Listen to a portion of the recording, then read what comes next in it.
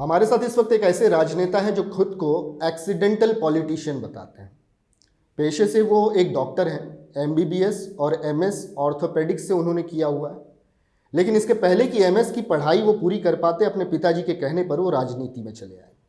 और तो और 2014 और 2019 में महाराष्ट्र के लोकसभा चुनावों में कल्याण की जनता ने उन्हें भारी बहुमत से चुनकर दिल्ली भी भेजा।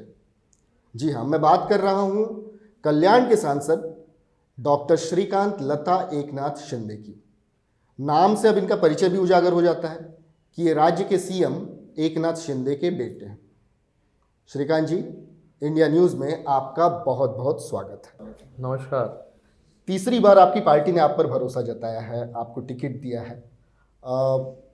कितने आश्वस्त हैं आप इस जीत को लेकर? पूरी तरीके से जो है मैं आश्वस्त हूँ। यहाँ के जनता पर जो है पूरा भरोसा मुझे है और मुझे मेरे काम पर भरोसा है, जो गए 10 सालों में जो है 2014 में 2019 में ये दोनों वक्त जो है बड़ी मार्जिन से जो है मुझे लोगों ने चुनकर जो है लोकसभा में भेजा। और उसके बाद गए 10 सालों में बहुत बड़ा फंड जो है केंद्र सरकार, राज्य सरकार और बहुत अच्छे काम जो अच्छे प्रोजेक्ट जो है मतदार संघ में जो है चुनाव क्षेत्र में जो है कर पाया हूँ। और आज की रैली में आप खुद थे। ये रैली जो है एक भव्य दिव्य रैली थी। हज़ारों लोग जो है कार्यकर्ता, पदाधिकारी, सभी पार्टीज़ के सभी लोग इसमें बढ़ चढ़कर जो है उन्होंने हिस्सा लिया था। बिल्कुल, आपकी रैली पर ही मेरा दूसरा सवाल था कि रैली में मैं खुद था और मैंने देखा कि एक किस्म का शक्ति प्रदर्शन था। पूरी सड़कें जो थीं वो भगवामय हो चली थीं।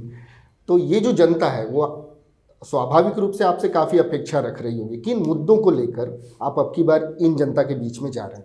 देखो, ये जो मेरा चुनाव क्षेत्र है कल्याण लोकसभा, ये एरिया वाइज एकदम छोटा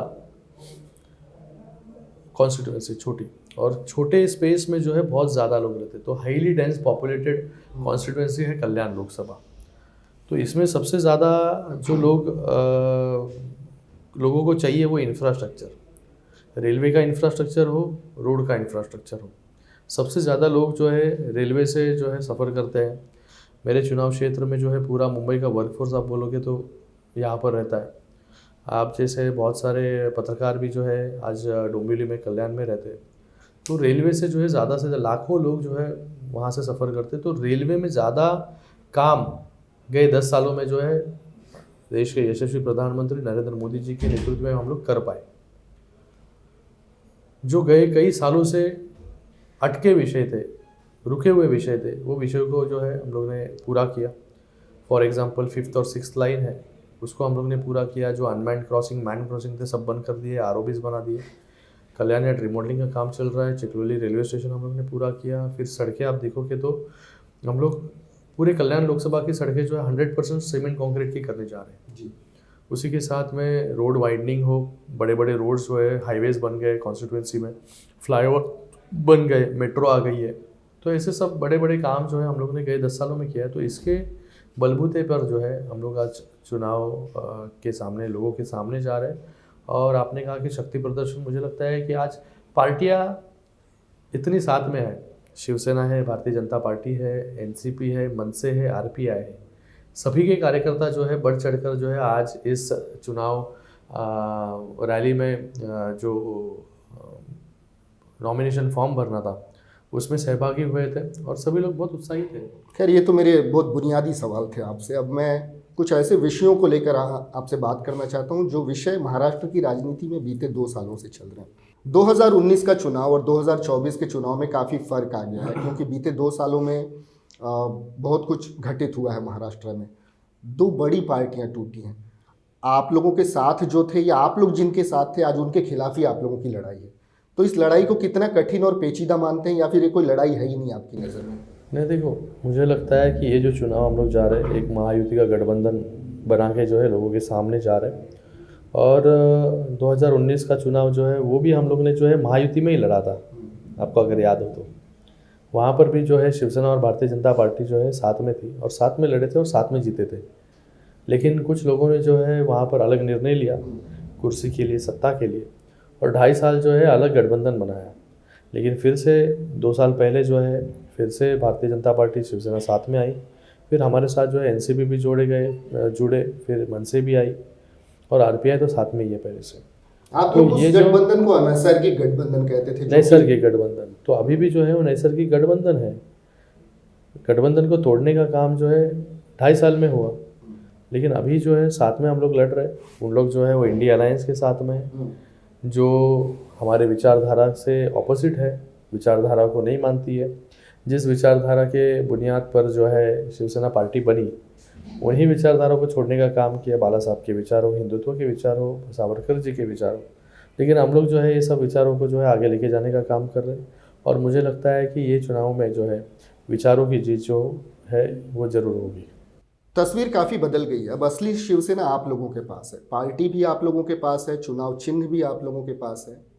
आप इस बात को लेकर कितने आश्वस्त हैं कि धनुष बाण चलाकर आप उनकी मशाल को बुझा देंगे, क्योंकि वो भी पूरे दमखम से लड़ रहे हैं। देखो, दावा तो यही कर रहे हैं। मुझे लगता है कि कौन क्या बुझाएगा ये जनता तय करेगी, और ये धनुष्यबाण जो है को किसको लगेगा ये भी जो है जनता तय करेगी। लेकिन मैं इतना कॉन्फिडेंटली कह सकता हूँ कि जिस तरीके से हम लोग ने काम किया है 2 साल में, बीते 2 साल में, सरकार के माध्यम से माननीय मुख्यमंत्री एकनाथ जी शिंदे साहब हो, उप मुख्यमंत्री देवेंद्र जी हो, या अजित दादा हो, ये सभी ने मिलकर जो है इस महाराष्ट्र में अच्छी पॉलिसीज़ बनाई, रिकॉर्ड तोड़ निर्णय लिए। रोज़ नए निर्णय जो है गरीब तबके के लोगों तक जो है पहुंच रहे। लोगों को जो है बस से फ्री में सर्विस मिल रही है, महिलाओं को सर्विस मिल रही है। महिलाओं के लिए जो है लेक लाड़की योजना हम लोग लाए, जो बच्ची पैदा होगी उसके अकाउंट में 5,000 रुपये डालने का काम कर रहे हैं।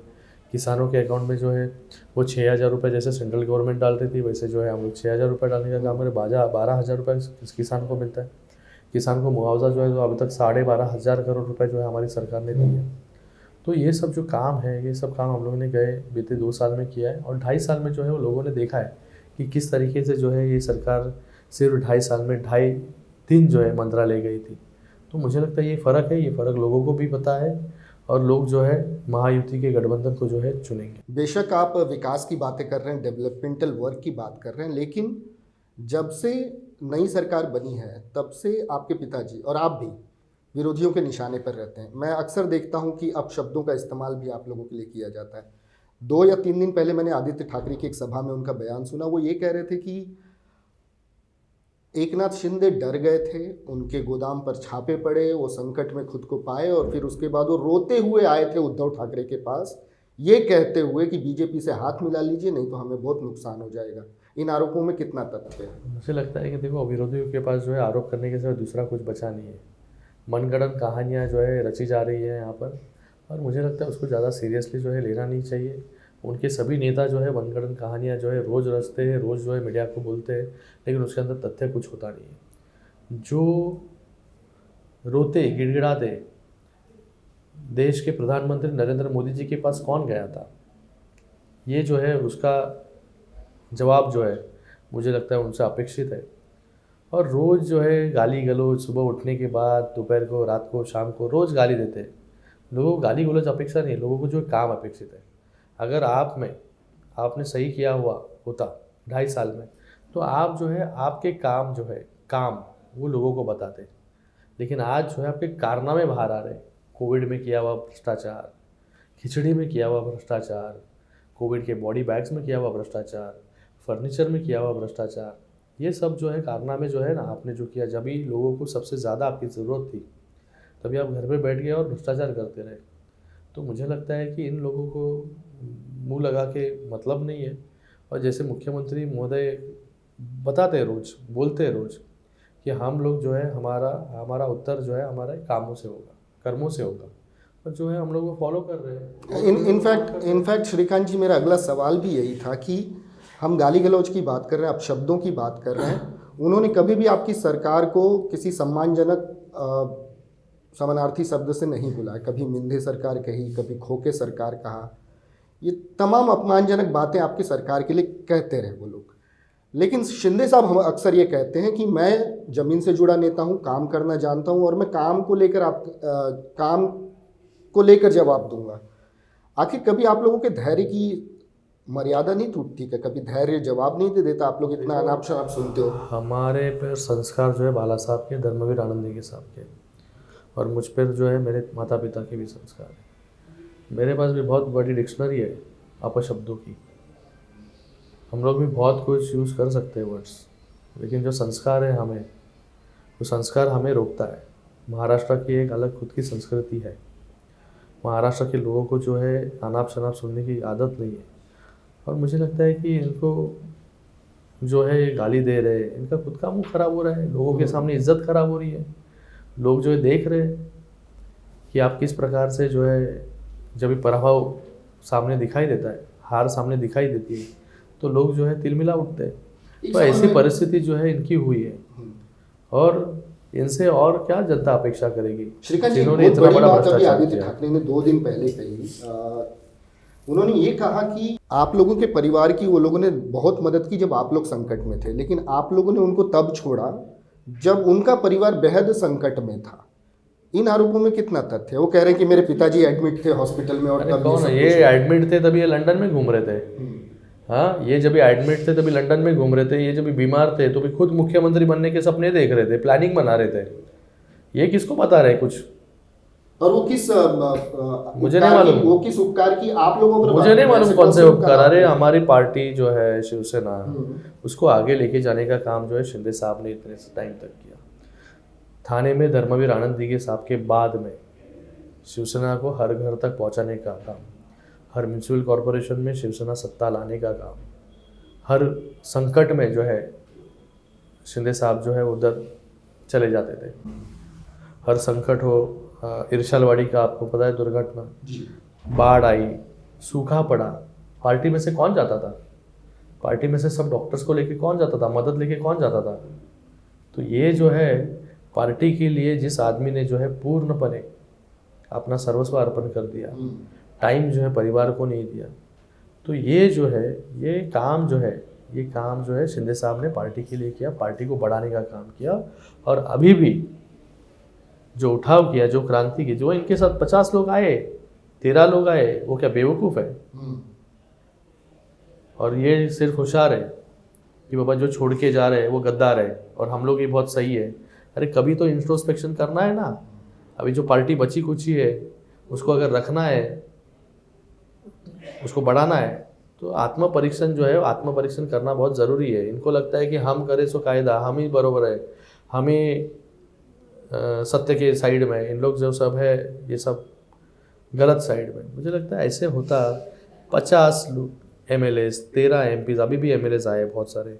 अभी हमारे शिवसेना के कार्यकर्ता जो है, पदाधिकारी जो है, पूरे महाराष्ट्र से रोज जुड़ रहे हैं, रोज आ रहे हैं पार्टी में। ये क्यों आ रहे हैं? क्योंकि आप लोग जो है आज भी 2 साल के बाद भी संभले नहीं हो। एक अलग फ्रेम ऑफ माइंड सेट में जो है आप सभी लोग बैठे हो, और आपको जो है पूरी दुनिया जो है वो गलत लग रही है और खुद जो है वो सही लग रहे हैं।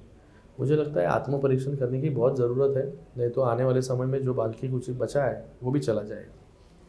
आपके पिताजी शिंदे साहब एक निष्ठावान शिव सैनिक रहे हैं, सालों से रहे हैं। उनकी निष्ठा शिवसेना के प्रति थी, शिवसेना की सेवा भी उन्होंने की और मातोश्री की भी सेवा उन्होंने की।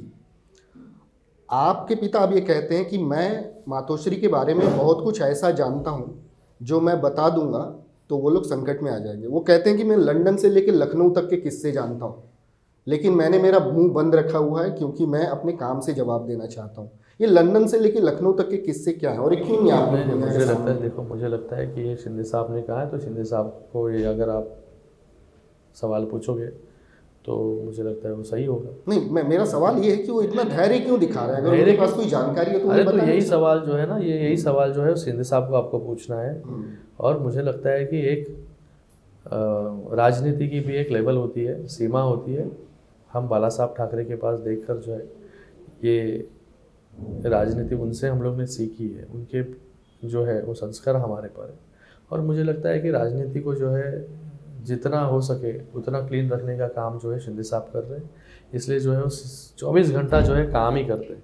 जिनको आलोचना करनी है, जिनको टीका करना है, जिनको गाली देना है, वो गाली देने का काम वहाँ पर कर। आपका व्यक्तिगत मत मैं चाहता हूँ। मैं यहाँ पर 3 वजहें रख रहा हूँ शिवसेना के टूटने की। उनमें सबसे बड़ी वजह क्या है, ये आपका व्यक्तिगत मत। पहला, उद्धव ठाकरे की खराब नेतृत्व क्षमता। दूसरा, शिवसैनिकों का लगातार होता अपमान।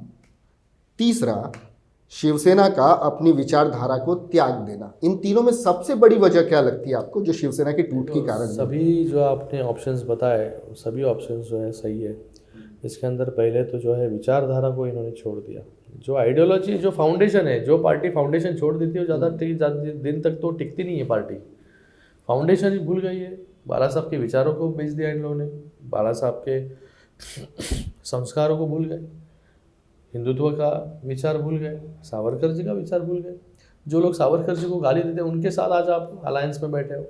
उनको जो है वो सावरकर जी को जो है माफ़ीवीर बोलते, तो आपको जो है हिम्मत नहीं होती वहाँ पर कि उनको पूछने के लिए कि हमारे सावरकर के जी के बारे में जो है आप ऐसे अनाप शनाप शब्द जो है कैसे यूज़ कर रहे हैं। बाला साहब ने तो ये भी कहा था कि शिवसेना का कभी कांग्रेस नहीं होने देंगे, लेकिन आज कांग्रेसीकरण हो गया पूरे पार्टी का।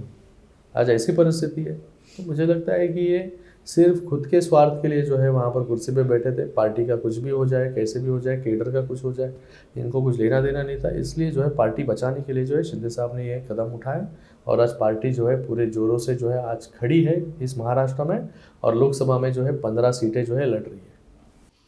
पीएम मोदी के नेतृत्व में आप लोग चुनाव लड़ रहे हैं, उनको आप लोगों ने अपना लीडर माना हुआ है। मोदी की गारंटी ही एनडीए के लिए इस समय सबसे बड़ा अस्त्र है। हर जगह जाके मोदी की गारंटी की बात की जा रही है।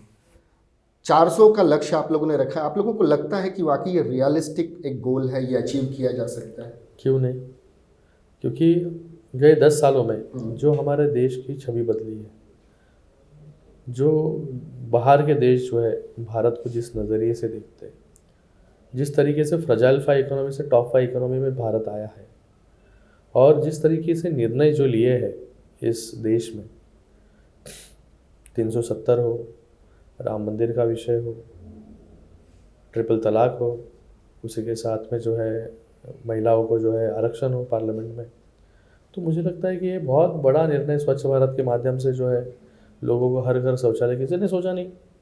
आज जो है जल जीवन मिशन के अंतर्गत जो ये फ्लैगशिप प्रोग्राम चला रहा है भारत सरकार, उसके अंतर्गत जो है बड़े पैमाने पर हर व्यक्ति के घर में नल से जल जाएगा। ये कभी किसी ने सोचा नहीं।